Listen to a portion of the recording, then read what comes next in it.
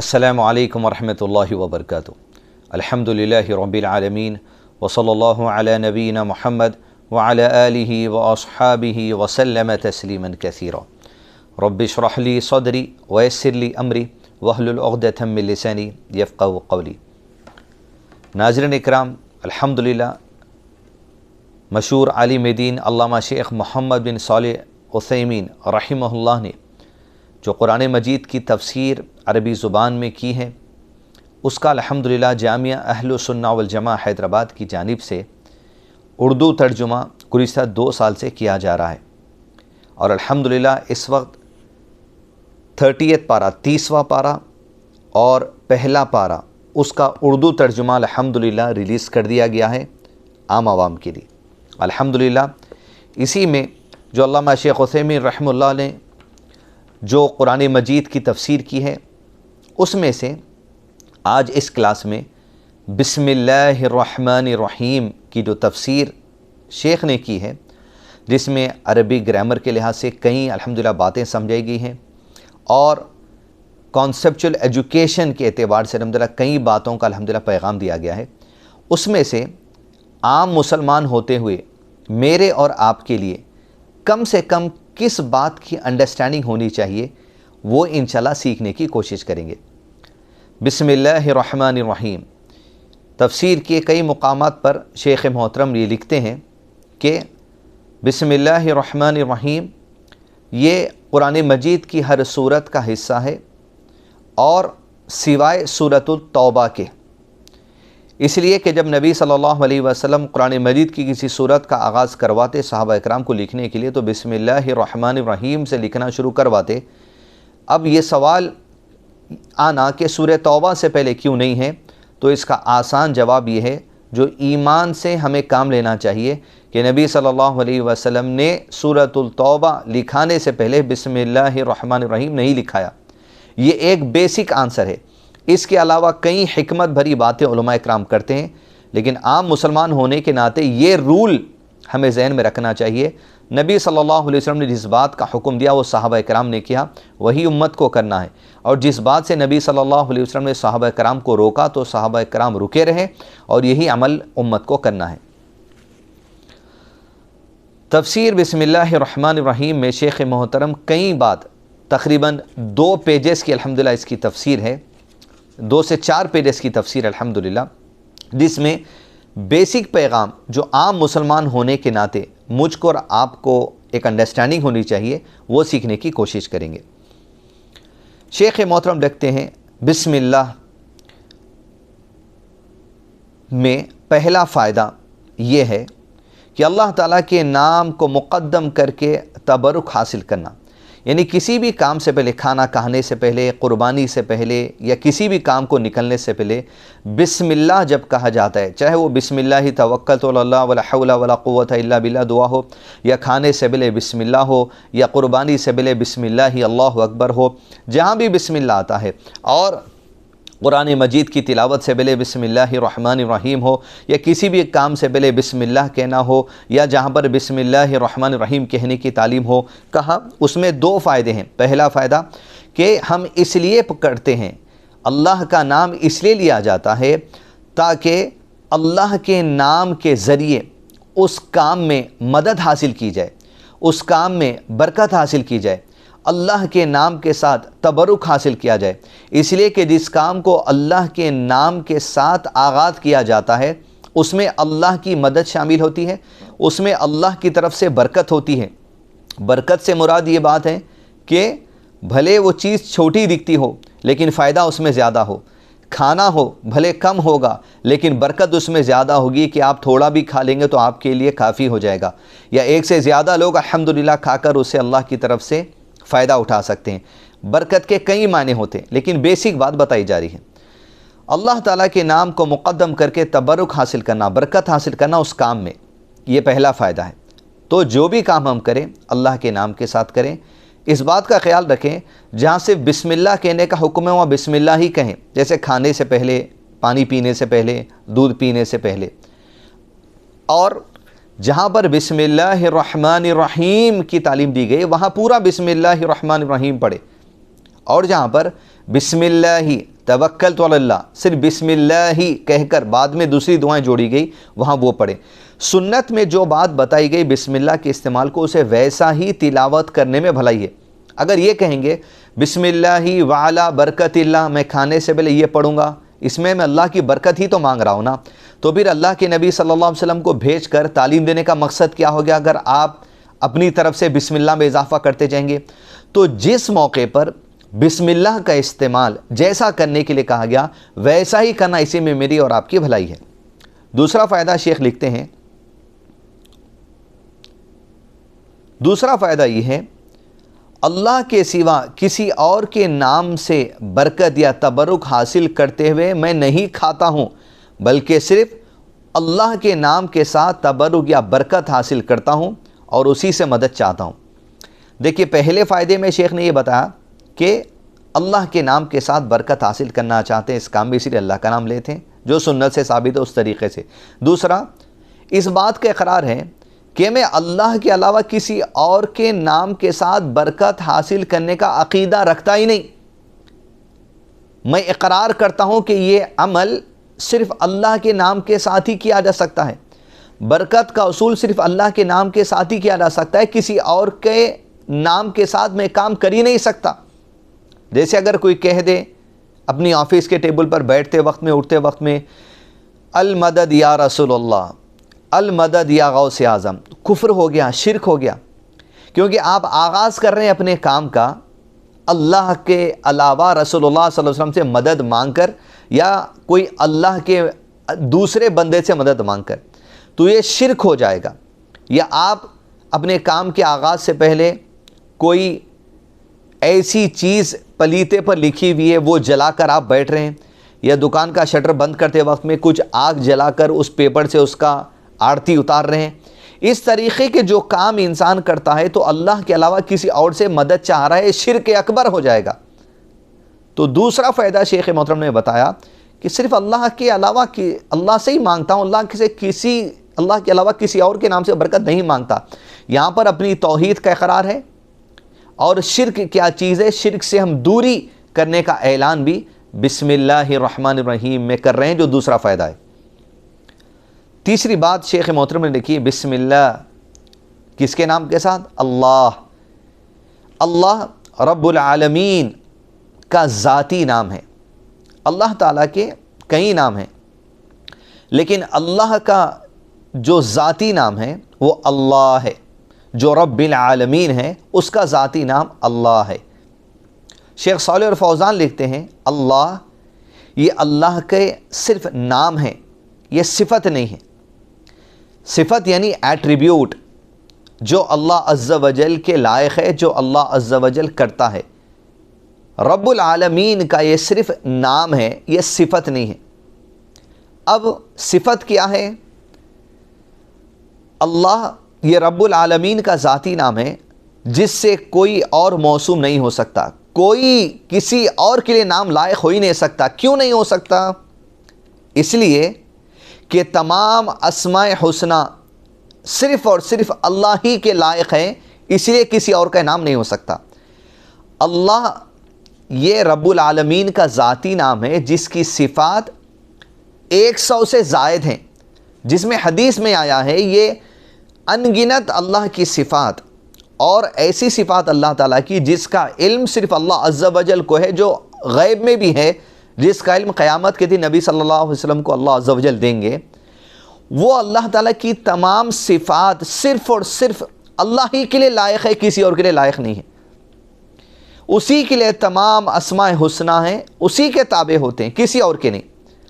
تو رب العالمین کا جو ذاتی نام اللہ ہے، اللہ نام کے لیے ہی سارے اسماء حسنہ لائق ہے، اسی لیے اللہ نام یہ کسی اور کے لیے ہو ہی نہیں سکتا، نہ لائق و زیبا ہے۔ اب کیا ہے صفات؟ جیسے اگلی اسی بسم اللہ الرحمن الرحیم میں آیا ہے الرحمن الرحیم، یہ اللہ کے نام بھی ہیں، یہ اللہ کی صفت بھی ہے، لیکن اللہ یہ صرف نام ہے، یہ صفت نہیں ہے۔ الرحمن الرحیم، جب تفسیر میں ہم آگے بڑھیں گے جو شیخ نے لکھا تب سمجھ میں آئے گی صفات کیا ہے۔ تو لوگ یہ سمجھتے ہیں کہ اللہ تعالیٰ کے صرف 99 نیم سے نہیں، غلط ہے۔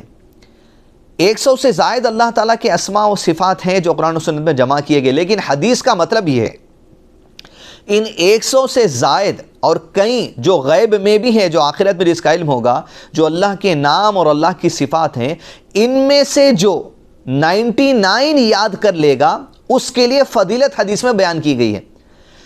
تو اللہ کے 100 سے زائد جو اسماء و صفات ہیں ان میں سے 99 یاد کرنے کے لیے خیر و برکت اور ایک فضیلت حدیث میں بیان کی گئی ہے کہ اس کے لیے اجر و ثواب ہے۔ لیکن اس کا مطلب یہ نہیں کہ صرف 99 ہی ہیں، ان 100 سے زائد میں سے جو 99 یاد کرے گا اسے وہ فضیلت ملے گی، اسے وہ نیکی ملے گی، وہ درجہ ملے گا جو حدیث میں بیان کیا گیا ہے۔ الرحمن، یہ اللہ عز و جل کا نام بھی ہے، اسماء، اور یہ اللہ تعالیٰ کی صفت بھی ہے، یعنی وسیع رحمت والا۔ صفت کیا ہے؟ ایٹریبیوٹ کیا ہے؟ رحمت۔ وسیع رحمت والا، یہ اللہ کی صفت ہے کہ اس کی الرحمن وسیع رحمت والا، جو وسعت پر دلالت کرتا ہے، یعنی رحمت کرنے کا یہ جو حق ہے، یہ جو صفت ہے، یہ جو ایٹریبیوٹ ہے، یہ صرف اللہ کی ہے۔ اور اللہ جیسی رحمت اپنی ساری مخلوق پر کرتا ہے، دنیا میں، برزخ میں اور آخرت میں۔ برزخ یعنی مرنے کی بعد کی زندگی میں، آخرت یعنی اٹھائے بعد کی زندگی میں، دنیا یعنی موجودہ زندگی میں۔ اللہ جیسی رحمت اپنی ساری مخلوق پر کرتا ہے، ویسی رحمت کسی اور کے پاس نہ ہے، اور ویسی رحمت کرنے والا کوئی دوسرا کائنات کے اندر ہے ہی نہیں، کیونکہ صرف اللہ عز و جل کی وہ صفت ہے۔ اور اللہ نے اپنے بارے میں ارشاد فرمایا لیس کمثلہ شیء، اللہ عز و جل کی کوئی دوسری مثال ہو ہی نہیں سکتی، نہ ذات کے اعتبار سے، نہ اس کی صفات کے اعتبار سے، کوئی کمپیریزن نہیں ہے، کوئی مثال نہیں ہے، کوئی اللہ کا شریک نہیں ہے۔ لیس کمثلہ شیء قل هو اللہ احد، کہہ دو کہ اللہ اکیلا ہے، اس کی تمام صفات میں، اس کے تمام ایٹریبیوٹس میں، اس کے تمام ایکشنز میں، اس کے تمام اسماء میں کوئی اس کے مقابلے کا نہیں ہے۔ الرحمن، یہ اللہ کی ایک صفت ہے، اسماء بھی ہے، لیکن اللہ صرف اسماء ہے، نام ہے، صفت نہیں ہے، اسم ہے۔ الرحیم کی تفصیل لکھتے ہوئے شیخ محترم کہتے ہیں، جس سے ہم بیسک پیغام لے رہے ہیں، یعنی رحمت کو بندوں تک اپنی خاص مشیت کے مطابق پہنچانے والا، یعنی الرحیم یہ اللہ کی اسم بھی ہے، یہ اللہ کی صفت بھی، ایٹریبیوٹ بھی ہے۔ کیا ہے ایٹریبیوٹ؟ کب استعمال ہوگا رحیم؟ جب رحمت کو اللہ تعالیٰ اپنے بندوں پر پہنچا دیتا ہے، تب یہ چیز جو صفت ہے اس وقت کاؤنٹ میں آتی ہے۔ الرحیم، جس نے پہنچا دیا، جس نے رحم کر دیا اپنے بندوں پر، اپنی مخلوق پر، اس ذات کو الرحیم کہا جاتا ہے۔ الرحمن الرحیم اللہ تعالیٰ کے اسماء حسنہ میں سے دو نام ہیں جو ذات اور صفت دونوں پر دلالت کرتے ہیں۔ یہ اللہ عز و جل کے اسماء بھی ہیں، اللہ کی ذات کو بھی بیان کرتے ہیں۔ کیا ہے؟ وسیع رحمت والی ذات، اپنے بندوں پر رحمت کرنے والی ذات، اور اس کی رحمت اس کی صفت ہے۔ وہ رحمت کیسے کرتا ہے؟ کیا ہے اللہ کی رحمت کا معنی؟ شیخ محترم آسان انداز میں لکھتے ہیں، عقلی دلیل یہ ہے اللہ کی رحمت کی کہ جو بھی نعمت حاصل ہوتی ہے، کھانا، پانی، بارش، دھوپ، سردی، گرمی، انسان کی ضروریات ہیں۔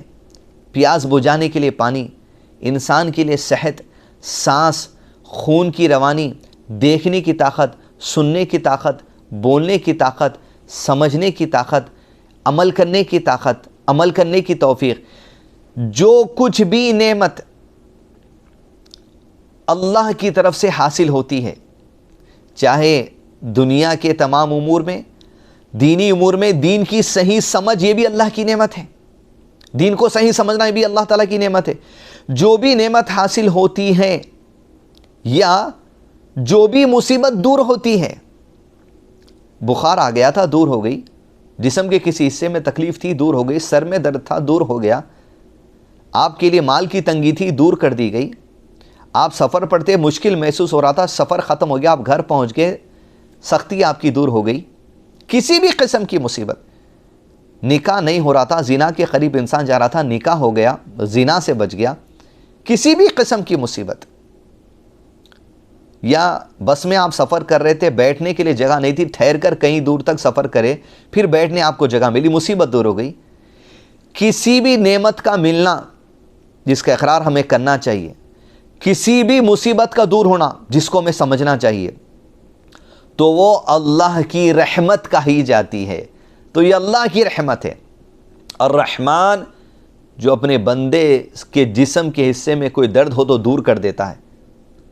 الرحیم ایسا بندہ جس کے جسم کے حصے میں تکلیف تھی، اللہ نے اس سے دور کر دیا، مطلب رحمت ہو گئی اس پر۔ الرحیم اس وقت استعمال کیا جاتا ہے۔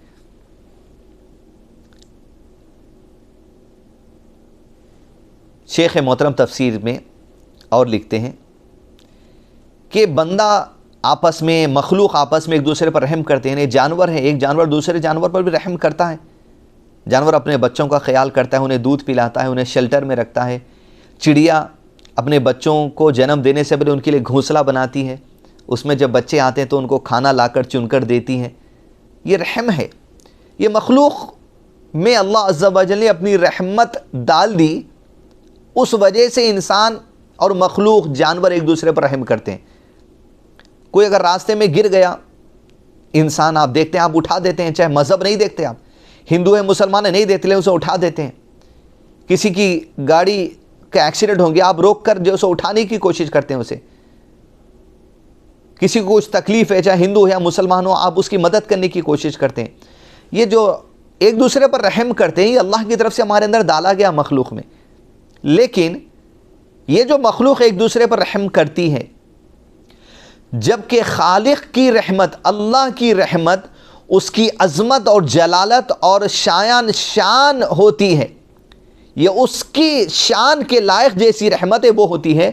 مخلوق ایک دوسرے پہ جو رحمت کرتی ہے اور اللہ اپنی مخلوق پر جو رحمت کرتا ہے، اس کا کوئی مقابلہ نہیں۔ لیس کمثلہ شیء۔ لیکن اللہ نے جو عطا کر دی مخلوق کو رحمت ایک دوسرے پر کرنے کے لیے، جو نعمت دے دی، اس کا استعمال کرتے ہوئے ایک دوسرے پر رحم کر لیتے ہیں، مدد کر لیتے ہیں۔ لیکن اللہ اپنی ساری مخلوق پر جو رحمت نازل فرماتا ہے، ہمارا آپس میں ایک دوسرے کے اوپر رحم کر لینا اور اللہ کا اپنی مخلوق میں سے کسی پر رحم کرنا، اس کا کوئی مقابلہ نہیں۔ وہ رب ہے، ہم مخلوق ہیں، اس کی دی ہوئی نعمت اور ہدایت سے ہی ہم ایک دوسرے پر رحم کرتے ہیں، لیکن وہ اپنے حکم سے، اپنی شان کے لائق سے اور اس کے جو لائق ہیں، اس کی جو شان ہے، اس مطابق اپنی مخلوق پر جیسی چاہتا رحمت عطا کر دیتا ہے۔ تو لیس کمثلہ شیء، کوئی مقابلہ نہیں اللہ کی کوئی صفت کا، کیونکہ الرحیم اللہ کی صفت ہے، الرحمن اللہ کی صفت ہے، رحمت اس کی صفت ہے، اس کا کوئی مقابلہ نہیں ہو سکتا۔ وہ اپنی شان کے مطابق اپنی مخلوق پر جس پر جیسی چاہے رحمت نچھاور کر دے، وسعت کے ساتھ کرتے، عطا کر دے، جس کی کوئی گنتی اور شمار نہیں۔ شیخ محترم جو لکھتے ہیں اس میں آخری بات ہم پڑھیں گے تفسیر میں، رحمت اللہ کی صفات کمال ہے، ایسا ایٹریبیوٹ ہے جو کمال کے درجے کو ہے، جس میں کسی قسم کی کمی نہیں ہے، اور اللہ تعالیٰ کمال صفت کا زیادہ اہل ہے، اور جس رحمت کا ہم مشاہدہ کرتے ہیں وہ اللہ تعالیٰ کے لیے خاص ہیں۔ یعنی ہم جو رحمتیں دیکھ رہے ہیں اللہ کی، یہ کوئی اور نہیں کر سکتا، صرف اسی کے لیے خاص ہے۔ کیا ہے؟ مثال دیتے ہیں شیخ، جیسے بارش کا برسنا، یہ اللہ کی رحمت ہے۔ خشک سالی ختم ہو جانا، یعنی بارش نہیں ہو رہی تھی، خشک سالی ہو گئی، کھیتیاں تباہ ہو رہی تھی، وہ دور ہو گئی، بارش سے رحمت اللہ کی نازل ہوئی۔ اللہ کی رحمت کو ہم دیکھتے ہیں، بارش کا برسنا یہ ایک ہے۔ تنگی دور ہو جانا، خشک سالی دور ہو جانا، یہ بھی رحمت ہے اللہ عز و جل کی۔ اور دیگر تمام چیزیں، جیسے شیخ نے اوپر کہا تفسیر میں، نعمت کا مل جانا یہ بھی رحمت ہے، مصیبت کا دور ہو جانا یہ بھی اللہ کی جو سو رحمت ہے۔ تو عزیز دوستو، تفسیر ابن عثیمین میں الحمدللہ بسم اللہ الرحمن الرحیم کی تفسیر پر جو ان باتوں پر دو پیجز لکھے گئے، ان میں سے چیدہ باتیں عام مسلمان ہونے کے ناطے کم سے کم مجھ کو اور آپ کو یہ سمجھنا چاہیے، لیکن کوشش کریں آپ کے گھر کے قریب جو بھی مسجد ہیں اور جو بھی وہاں عالم صاحب ہوتے ہیں، کوشش کریں کہ آپ کے گھر کے پاس اس مسجد میں اس کتاب کی تفسیر کا درس روزانہ ہو، یا کم سے کم رمضان میں ہو، یا ہفتے میں 3 یا 4 دن فجر کی نماز کے بعد یا عشاء کی نماز کے بعد ہو، اور خواتین کے لیے بھی اس کا انتظام ہو۔ جب مرد حضرات اپنے آفس کام کاج کے لیے چلائیں تو کم سے کم ظہر کی نماز سے پہلے 1 گھنٹہ خواتین کے لیے یہ تفسیر پڑھنے کا موقع ہو۔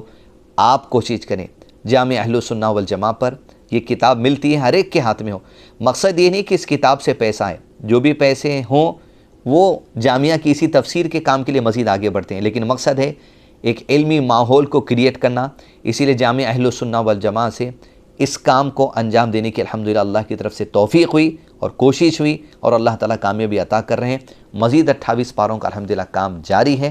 آپ میں سے جو کوئی اس کام میں حصے دار بننا چاہتا ہے ہمارے نمبر پر کانٹیکٹ کر سکتے ہیں 9849758154 پر۔ السلام علیکم ورحمۃ اللہ وبرکاتہ۔ انشاءاللہ مزید آیتوں کی تفسیر جو عام مسلمان کو بیسک علم ہونا چاہیے، اس سیریز میں ہم انشاءاللہ کنٹینیو کرنے کی کوشش کریں گے۔ وصلی اللہ علی نبینا محمد وعلی آلہ واصحابہ وسلم تسلیما کثیرا۔